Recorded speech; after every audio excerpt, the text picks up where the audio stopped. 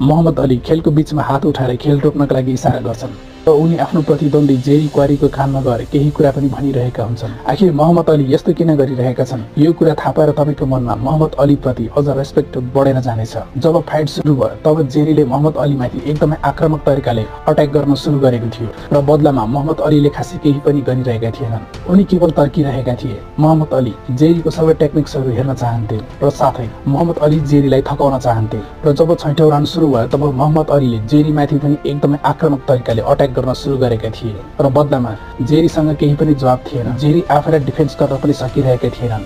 जब brake हुन्छ मोहम्मद अली क्राउडसँग कुरा गरिरहेका हुन्छन् भने जेरी एकदमै गलेको अवस्थामा लामो लामो सास फेरिरहेको हुन्छ र जब मोहम्मद अलीलाई के लाग्छ भने अब जेरीले आफूलाई डिफेन्स गर्न सक्दैन, मोहम्मद अलीसँग नकआउट गर्ने मौका थियो, तर उसले हात उठाएर खेललाई रोक्नका लागि इशारा गर्छन्। यदि तपाईँ पनि मोहम्मद अलीको फ्यान हो भने एक लाइक अवश्य गरिदिनुहोस्।